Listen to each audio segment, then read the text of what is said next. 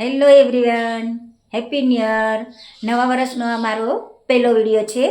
આજે હું તમારી સાથે છે ને એક ટ્રીક શેર કરવાની છું. ઘણીવાર આપણે રેસીપી બનાવતા હોય તો એ રેસીપી કુરકુરી અને ક્રિસ્પી નથી બનતી. તો મને થયું કે આજે હું તમારી સાથે એક ટ્રીક શેર કરું. તો ચલો વિડીયો શરૂ કરીએ. 2 નંગ બાફેલા બટેકા લીધા છે અને 1 કટોરી સાબુદાણા લીધા છે. એને મેં 4 થી 5 કલાક પલાળી લીધા હતા અને પછી નિતારી લીધા છે, જેથી કરી તેમાં મોઇશ્ચર જતું રહે. અને સ્વાદ અનુસાર મીઠું એડ કર્યું છે. હવે અંદર એડ કરીશ 1 ચમચી જેટલું શેકેલા જીરાનો પાવડર. હવે અડધી ચમચી જેટલો મરી પાવડર એડ કરીશ. અડધી ચમચી જેટલું લાલ મરચું પાવડર એડ કરીશ. આપણે લાલ મરચું પાવડર થોડું ઓછું એડ કરવાનું છે, કારણ કે લીલા મરચાં એડ કરવાના છે.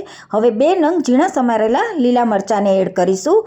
અડધી કટોરી જેટલી ઝીણી સમારેલી કોથમીરને એડ કરીશું. હવે જે ટ્રીક હું બતાવવાની છું એ ટ્રીક છે ચોખાનો લોટ. જી હા, તમે કોઈ પણ વડા બનાવો તો એમાં ચોખાનો લોટ એડ કરી શકો છો.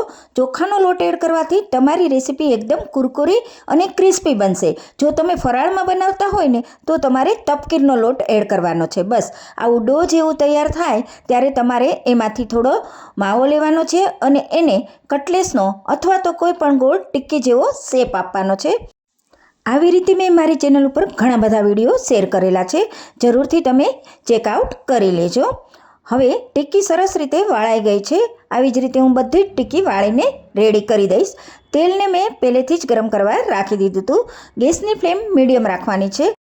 સ્લો ગેસ ઉપર તમારે ટિક્કીને નથી તળવાની, નહીંતર તેમાં તેલ ભરાઈ જશે અને ફાસ્ટ હશે તો તેમાં બળી જશે. આ વાતનું ધ્યાન રાખવાનું છે. ટિક્કી નાખ્યા પછી તરત જ જારો નથી અડાડવાનો.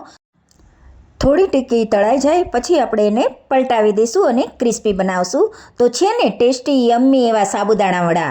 જરૂરથી મારી આ ટ્રીક ફોલો કરજો અને લાઇક અને સબસ્ક્રાઈબ કરવાનું તો જરા પણ ન ભૂલશો. સાબુદાણા વડાને મેં એક પ્લેટમાં કાઢી લીધા છે.